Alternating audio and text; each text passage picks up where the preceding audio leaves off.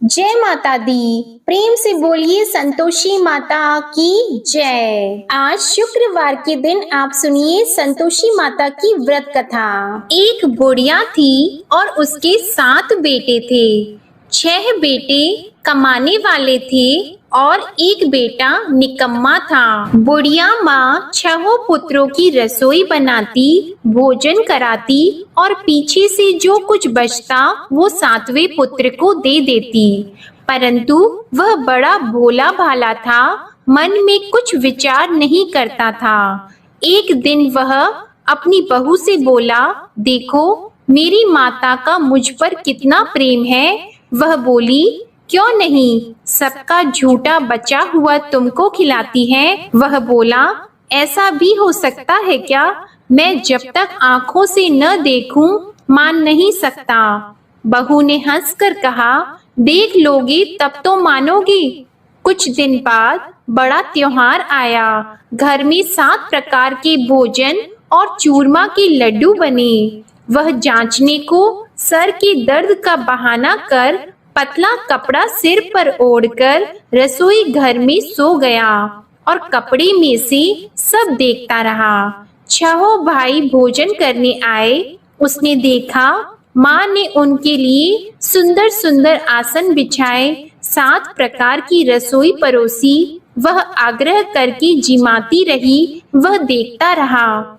6 भाई भोजन कर उठे तब माँ ने उनकी झूठी थालियों में से लड्डुओं के टुकड़ों को उठाया और एक लड्डू बनाया। झूठन साफ करके बुढ़िया माँ ने पुकारा, उठ बेटा, 6 भाई भोजन कर गए, अब तू ही बेटा बाकी है, उठ और तू कब खाएगा? वह कहने लगा, माँ मुझे भोजन नहीं करना, मैं परदेश जा रहा हूँ। माता ने कहा, कल जाता तो आज ही जा। वह बोला, हाँ हाँ आज ही जा रहा हूँ। यह कहकर वह घर से निकल गया। चलते समय उसे बहू की याद आई। वह गौशाला में कंडे थाप रही थी। वह उसे जाकर बोला कि मेरे पास तो कुछ नहीं है, यह अंगूठी है, सो ले लो और अपनी कुछ निशानी मुझे दे दो। वह बोली कि मेरे पास क्या है, यह गोबर भरा हाथ है। यह कहकर उसकी पीठ में गोबर के हाथ की थाप मार दी और वह चल दिया। चलते चलते दूर देश में पहुंचा। वहां पर एक साहूकार की दुकान थी। वहां जाकर बोला, भाई मुझे नौकरी पर रख लो। साहूकार को नौकर की जरूरत थी। साहूकार उससे बोला, तू नौकरी पर रह जा। लड़के ने पूछा, तनख्वाह क्या रहेगी? साहूकार ने कहा, काम देखकर दाम मिलेंगे। साहूकार की नौकरी मिल गई। वह सवेरे 6 बजे से रात्रि 12 बजे तक नौकरी करने लगा। कुछ दिनों में दुकान का लेन देन, हिसाब किताब, ग्राहकों को माल बेचना, सारा काम करने लगा। साहूकार के 7-8 नौकर थे। वे सब चक्कर खाने लगे कि यह नया नौकर बहुत होशियार बन गया है। सेठ ने भी काम देखा और 3 महीने के अंदर ही उसे मुनाफे का साझीदार बना लिया। 12 वर्ष में वह नामी सेठ बन गया और मालिक सारा कारोबार उस पर छोड़कर बाहर चला गया। अब बहू पर क्या बीती वह सुनो। सास ससुर उसे दुख देने लगे। सारी गृहस्थी का काम करा के उसे लकड़ी लेने जंगल में भेजते। इस बीच घर की रोटियों के आटे से भी जो भूसी निकलती उसकी रोटी बनाकर रख दी जाती और फूटे नारियल की नरेली में पानी। इस तरह दिन बीतते रहे। एक दिन वह लकड़ी लेने जा रही थी कि रास्ते में बहुत सी स्त्रियां संतोषी माता का व्रत करती दिखाई दी। वहां यह खड़ी होकर कहने लगी, बहनों, यह तुम किस देवता का व्रत करती हो और इसके करने से क्या फल होता है? इस व्रत के करने की क्या विधि है? यदि तुम अपने इस व्रत का विधान मुझे समझाकर कहोगी तो मैं तुम्हारा बड़ा एहसान मानूंगी। तब उनमें से एक स्त्री बोली, सुनो, यह संतोषी माता का व्रत है। इसके करने से निर्धनता दरिद्रता का नाश होता है, लक्ष्मी आती है, मन की चिंताएं दूर होती हैं, घर में सुख होने से मन को प्रसन्नता और शांति मिलती है। निपुत्री को पुत्र मिलता है, प्रीतम बाहर गया हो तो शीघ्र आता है। कुंवारी कन्या को मनपसंद वर मिलता है। राजद्वार में बहुत दिनों से मुकदमा चलता हो तो वह भी खत्म होता है। कलह क्लेश की निवृत्ति हो, सुख शांति हो, घर में धन जमा हो, पैसा जायदाद का लाभ हो और भी मन में जो कुछ कामना हो वह सब इस संतोषी माता की कृपा से पूरी होती है। स्त्री कहने लगी, 1.25 आने का गुड़ चना लेना, इच्छा हो तो 5.25 आने का लेना या 1.25 रुपए का भी, सहूलियत के अनुसार ही लेना, बिना परेशानी श्रद्धा और प्रेम से जितना भी बन सके सवाया लेना। 5.25 पैसे से 5.25 आने तथा इससे भी ज्यादा शक्ति और भक्ति के अनुसार ले लेना। हर शुक्रवार को निराहार रहकर कथा कहना और सुनना। इसके बीच क्रम टूटे नहीं, लगातार नियम पालन करते रहना। सुनने वाला कोई न मिले तो घी का दीपक जलाकर उसके आगे जल के पात्र को रखकर कथा कहना, परंतु नियम न टूटे। जब तक कार्य सिद्ध न हो नियम पालन करना और कार्य सिद्ध हो जाने पर व्रत का उद्यापन करना। 3 मास में माता फल पूरा करती है। यदि किसी के खोटे ग्रह हो तो भी माता 1 वर्ष में अवश्य कार्य सिद्ध करती हैं। कार्य सिद्ध होने पर ही उद्यापन करना चाहिए, बीच में नहीं करना चाहिए। उद्यापन में 2.5 सेर आटे का खाजा तथा इसी अनुसार से खीर तथा चने का साग बनाना। 8 लड़कों को भोजन कराना। जहाँ तक मिले देवर जेठ भाई बंधु कुटुंब के लड़के लेना, न मिले तो रिश्तेदारों और पड़ोसियों के लड़के बुलाना। उन्हें भोजन कराकर यथाशक्ति दक्षिणा देना और माता का नियम पूरा करना। उस दिन घर में कोई खटाई नहीं बनाना। यह सब सुनकर बुढ़िया की बहू वहां से चल दी। रास्ते में लकड़ी के बोझ को बेच दिया और उन पैसों से गुड़ चना लेकर माता के व्रत की तैयारी करने लगी। आगे चली और सामने मंदिर है। यह सुनकर माता के मंदिर में जाकर माता के चरणों में लौटने लगी। इसके बाद वह माँ से विनती करने लगी कि हे माँ, मैं निपट मूर्ख हूँ, व्रत के नियम कुछ नहीं जानती हूँ, मैं बहुत दुखी हूँ। हे माता जग जननी, मेरा दुख दूर करो, मैं आपकी शरण में हूँ। माता को दया आई। एक शुक्रवार बीता कि दूसरे शुक्रवार को ही इसके पति का पत्र आया और तीसरे को उसका भेजा हुआ पैसा भी आ पहुंचा। यह देखकर जेठानी मुंह सिकोड़ने लगी। इतने दिनों में इतना पैसा आया, इसमें क्या बढ़ाव है। लड़के ताने देने लगे कि काकी के पास अब पत्र आने लगे, रुपए आने लगा, अब तो काकी की खातिर बढ़ जाएगी, अब तो काकी बुलाने से भी नहीं बोलेगी। बेचारी सरलता से यह कहती है कि भैया पत्र आएगा, रुपए आएंगे तो हम सबके लिए अच्छा है। ऐसा कहकर आंखों में आंसू भरकर संतोषी माता के मंदिर में आकर मातेश्वरी के चरणों में गिरकर रोने लगी। माँ, मैंने तुमसे पैसा नहीं मांगा, मुझे पैसे से क्या काम है, मुझे तो अपनी सुहाग से काम है, मैं तो अपने स्वामी के दर्शन और सेवा मांगती हूँ। तब माता ने प्रसन्न होकर कहा, जा बेटी, तेरा स्वामी आएगा।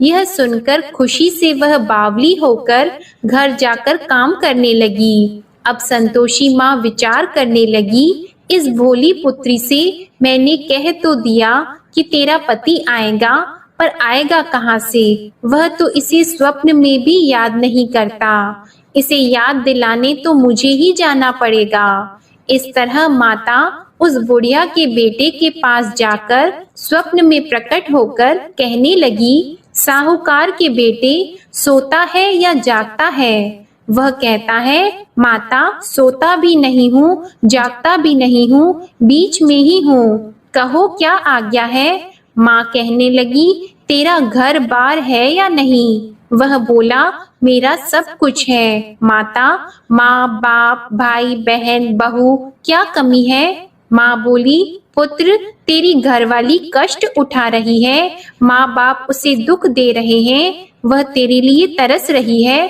तू उसकी सुध ले। वह बोला, हाँ माता यह तो मुझे मालूम है, परंतु जाऊं कैसे। परदेश की बात है, लेन देन का कोई हिसाब नहीं, कोई जाने का रास्ता नजर नहीं आता, कैसे चला जाऊं।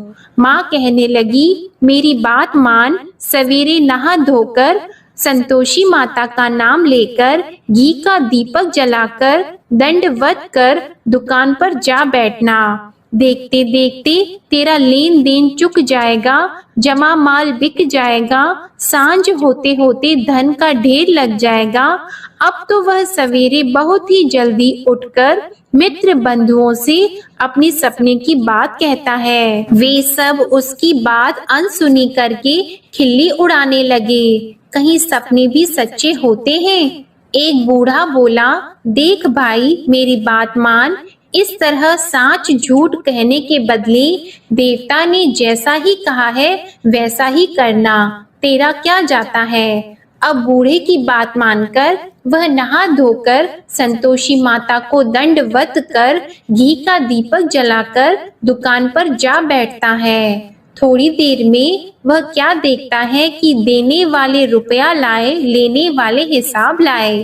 कोठे में भरे सामानों के खरीदार नगद में सौदा करने लगे। शाम तक धन का ढेर लग गया। मन में माता का नाम लेकर प्रसन्न होकर घर जाने के वास्ते गहना कपड़ा सामान खरीदने लगा। यहाँ के काम से निपट घर को रवाना हुआ। उधर बहू बेचारी जंगल में लकड़ी लेने जाती है। लौटते वक्त माताजी के मंदिर पर विश्राम करती है। वह तो उसका रोज रुकने का स्थान ही था। दूर धूल उड़ती देखकर वह माता से पूछती है, हे माता यह धूल कैसे उड़ रही है। माँ कहती है, हे पुत्री तेरा पति आ रहा है, अब तू ऐसा कर लकड़ियों के 3 बोझ बना ले, एक नदी के किनारे रख, दूसरा मेरे मंदिर पर और तीसरा अपने सिर पर रख। तेरे पति को लकड़ी का गट्ठा देकर मोह पैदा होगा, वह यहाँ रुकेगा, नाश्ता पानी बनाकर खाकर माँ से मिलने जाएगा। तू लकड़ी का बोझ उठाकर जाना और बीच चौक में गट्ठा लाकर 3 आवाजें जोर से लगाना। लो सासू जी लकड़ियों का गट्ठा लाई हूँ, भूसी की रोटी दो, नारियल के खोपड़े में पानी दो, आज कौन मेहमान आया है। माँ की यह बात सुनकर वह बहुत अच्छा माता जी कहकर प्रसन्न मन होकर लकड़ियों के 3 गट्ठे ले आई। एक नदी के तट पर एक माता के मंदिर पर रखा। इतने में ही वह मुसाफिर आ पहुंचा। सूखी लकड़ी देखकर उसकी इच्छा हुई कि अब यहीं निवास करें और भोजन बनाकर खा पीकर गांव जाएं। इस प्रकार भोजन बनाकर विश्राम लेकर गांव को गया। उसी समय बहू सिर पर लकड़ी का गट्ठा लिए आती है। उसे आंगन में डालकर जोर से 3 आवाज देती है, लो सासू जी लकड़ी का गट्ठा लो, भूसी की रोटी दो, नारियल के खोपड़े में पानी दो, आज कौन आया है। यह सुनकर उनकी सास अपने दिए हुए कष्टों को भुलाने हेतु कहती है, बहू ऐसा क्यों कहती हो, तेरा मालिक ही तो आया है, बैठ मीठा भात खाकर कपड़े गहने पहन। इतने में आवाज सुनकर उसका स्वामी बाहर आता है और अंगूठी देखकर व्याकुल हो जाता है। माँ से पूछता है, माँ यह कौन है। माँ कहती है, बेटा ये तेरी बहू है, आज 12 वर्ष हो गए जब से गया है, तब से सारे गांव में जानवर की तरह भटकती फिरती है, काम काज घर का कुछ करती नहीं, 4 समय आकर खा जाती है। अब तुझे देखकर भूसी की रोटी और नारियल के खोपड़े में पानी मांगती है। वह लज्जित होकर बोला, ठीक है माँ, मैंने इसे भी देखा और तुम्हें भी, अब मुझे दूसरे घर की चाबी दो तो मैं उसमें रहूंगा। ठीक है बेटा, जैसी तेरी मर्जी। यह कहकर माँ ने चाबी का गुच्छा उसे दे दिया। उसने लेकर दूसरे कमरे को खोलकर सारा सामान जमाया और एक दिन में ही वहां राजा के महल जैसा ठाट बाट बन गया। अब क्या था, वह सुख भोगने लगी। इतने में अगला शुक्रवार आया। उसने अपने पति से कहा, मुझे माता का उद्यापन करना है। उसका पति बोला, बहुत अच्छा, कर लो, अपनी खुशी से यह भी कर लो। तुरंत ही वह उद्यापन की तैयारी करने लगी। जेठ के लड़के को भोजन के लिए कहने लगी। उसने मंजूर किया, परंतु पीछे जेठानी अपने बच्चों को सिखाती है, देखो भोजन के समय सब लोग खटाई मांगना, जिससे इसका उद्यापन पूरा ना हो। लड़के खाना खाने आए, खीर पेट भरकर खाई, परंतु बात याद आते ही कहने लगे, हमें कुछ खटाई खाने को दो, खीर खाना हमें भाता नहीं, यह देखकर अरुचि होती है। बहू कहने लगी, खटाई किसी को नहीं दी जाएगी, यह तो संतोषी माता का प्रसाद है। लड़के उठकर खड़े हुए और बोले, पैसे लाओ। भोली बहू कुछ जानती नहीं थी, सो उन्हें पैसे दे दिए। लड़के उसी समय उठकर इमली लेकर खाने लगे। यह देखकर बहू पर माता ने कोप किया। राजा के दूत उसके पति को पकड़कर ले गए और जेठ जेठानी मन माने खोटे वचन कहने लगे। लूट लूट कर धन इकट्ठा कर लाया था, सो राजा के दूत उसे पकड़कर ले गए हैं। अब सब मालूम हो जाएगा जब जेल की रोटी खाएगा। बहू से यह वचन सहन नहीं हुआ। रोती रोती माता के मंदिर में गई और बोली, हे माता, तुमने यह क्या किया? हंसाकर क्यों रुलाती हो? माता बोली, पुत्री, तूने उद्यापन करके मेरा व्रत भंग किया, इतनी जल्दी सब बातें भुला दी। वह कहने लगी, माता, भूली तो नहीं हूँ, न कुछ अपराध किया है, मुझे तो लड़कों ने भूल में डाल दिया, मैंने भूल से उन्हें पैसे दे दिए, मुझे क्षमा करो माँ। माँ बोली, ऐसी भी कहीं भूल होती है? वह बोली, माँ मुझे माफ कर दो, मैं फिर तुम्हारा उद्यापन करूंगी। माँ बोली, अब भूल मत करना। वह बोली, अब भूल नहीं होगी माता, अब बताओ वे कैसे आएंगे? माँ बोली, जा पुत्री, तेरा मालिक तुझे रास्ते में ही आता मिलेगा। वह निकली, रास्ते में पति आता मिला तो उसने पूछा, तुम कहाँ गए थे? वह कहने लगा, इतना धन जो कमाया है उसका टैक्स राजा ने मांगा था, वह भरने गया था। वह प्रसन्न होकर बोली, अच्छा हुआ, अब घर चलो। कुछ दिन बाद फिर शुक्रवार आया तो वह बोली, मुझे माता का उद्यापन करना है। पति ने कहा, कर लो। वह फिर जेठ के लड़कों से भोजन को कहने लगी तो जेठानी ने एक दो बातें सुनाई और लड़के सिखा दिए कि तुम पहले ही खटाई मांग लेना। लड़के कहने लगे कि हमें खीर खाना नहीं भाता, कुछ खटाई खाने को दो। तो बहू बोली, खटाई खाने को नहीं मिलेगी, खाना हो तो खाओ। यह कहकर ब्राह्मणों के लड़के लाकर भोजन कराने लगी। यथाशक्ति दक्षिणा की जगह एक एक फल उन्हें दिया। इससे संतोषी माता प्रसन्न हुई। माता की कृपा होते ही 9वें मास उसको चंद्रमा के समान सुंदर पुत्र प्राप्त हुआ। वह पुत्र को लेकर प्रतिदिन माता जी के मंदिर को जाने लगी। माँ ने सोचा कि यह रोज आती है, आज क्यों न मैं ही इसके घर चलूं, इसका आसरा देखूं तो सही। यह विचार कर माता ने भयानक रूप बनाया। गुड़ और चने से सना मुख, ऊपर से सूंड के समान होठ, उस पर मक्खियां भिनभिना रही हैं। दहलीज में पैर रखते ही उसकी सास चिल्लाई, देखो कोई चुड़ैल डाकिनी चली आ रही है, लड़कों इसे भगाओ नहीं तो किसी को खा जाएगी। लड़के डरने लगे, चिल्लाकर खिड़की बंद करने लगे। बहू रोशनदान में से देख रही थी। प्रसन्नता से पगली होकर चिल्लाने लगी कि आज मेरी माता मेरे घर आई है। यह कहकर बच्चे को दूध पिलाने से हट जाती है। इतने में सास का क्रोध फूट पड़ा। वह बोली कि इसे देखकर कैसे उतावली हुई जो बच्चे को पटक दिया। इतने में माँ के प्रताप से जहाँ देखो वहाँ लड़के ही लड़की नजर आने लगे। बहू बोली, माँ जी, मैं जिनका व्रत करती हूँ यह वह संतोषी माता हैं। इतना कहकर झट से सारे घर के किवाड़ खोल दिए और सबने माता के चरण पकड़ लिए और विनती कर कहने लगे, हे माता, हम मूर्ख हैं, अज्ञानी हैं, तुम्हारी व्रत की विधि हम नहीं जानते हैं। तुम्हारा व्रत भंग करके हमने बहुत बड़ा अपराध किया है। हे माता, बहू को जैसा फल दिया वैसा सबको देना। जो भी यह कथा पढ़ेगा या सुनेगा उसके सभी मनोरथ पूर्ण होंगे। प्रेम से बोलिए संतोषी माता की जय। आइए अब सुनते हैं संतोषी माता की आरती। जय संतोषी माता मैया, जय संतोषी माता, अपने सेवक जन की सुख संपत्ति दाता। जय संतोषी माता मैया, जय संतोषी माता, सुंदर चीर सुनहरी माँ धारण कीन्हो, हीरा पन्ना दमके तन श्रृंगार लीन हो।